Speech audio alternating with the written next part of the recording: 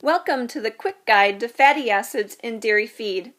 We are finally ready to say goodbye to crude fat and ether extract and focus on percent total fatty acids in the diet, along with the amounts of each specific fatty acid as they play a tremendous role in milk and milk fat production, reproduction, and the immune status of the animal. Now let's take a quick walk through this chart. We'll start with the saturated fatty acids.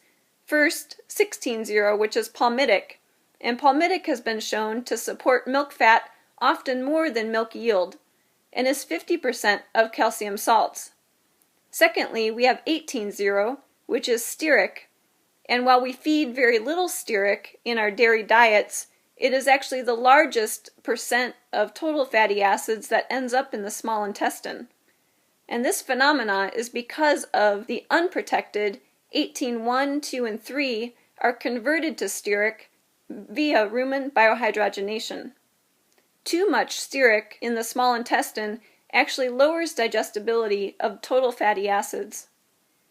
Next, we'll move over to the unsaturated fat.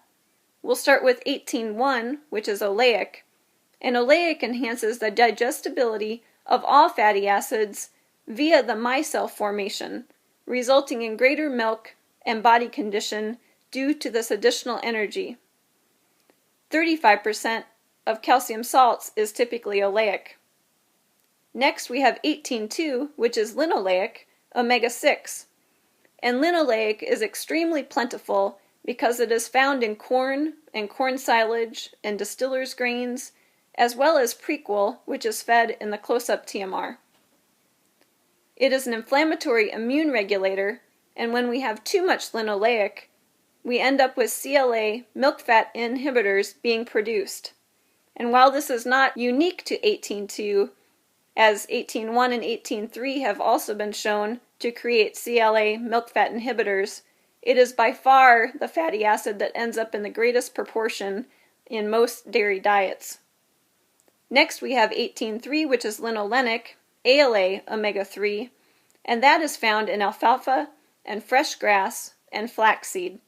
It is an anti-inflammatory immune regulator, but not nearly as powerful as its cousins EPA and DHA. Now on to EPA-DHA, which is 25 and 22,6 omega-3. It is found in fish meal, algae, as well as strata, which is the calcium salt with fish oil fatty acids. It is a powerful anti-inflammatory immune regulator and creates significant milk and reproductive benefits. Now let's look at the fatty acid flow from rumen intake to the small intestine of a typical dairy diet. First of all, palmitic, what goes in comes out, 150 grams on average going in to the rumen and 150 going out to the small intestine. This is because it's a saturated fatty acid and none of the rest of the fatty acids actually get converted to 16-0. Next we have stearic with that small amount going into the rumen, but a tremendous amount making it to the small intestine because of that rumen biohydrogenation of 18-1, 2, and 3. As you can see, oleic, there's a fair amount going in at 205 grams, but just 50 grams making it to the small intestine, with the remainder being converted to stearic. Linoleic, which is the most popular one in the intake, in the rumen side, ends up with a very small amount making it to the small intestine, and the majority of those fatty acids being converted to stearic. Linolenic was at 45, and again just a small amount, 5 grams making it to the small intestine, with the rest being converted to stearic.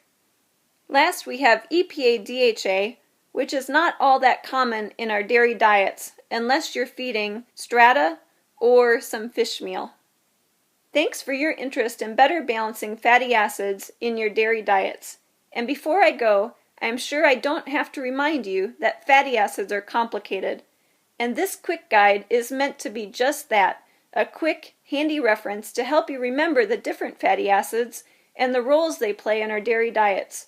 For a deeper dive on fatty acids, be sure to visit fattyacidforum.com for free video courses on fatty acids, or go to omegabalancer.com where you can enter your own TMR ingredients and assess the ration's current omega balance.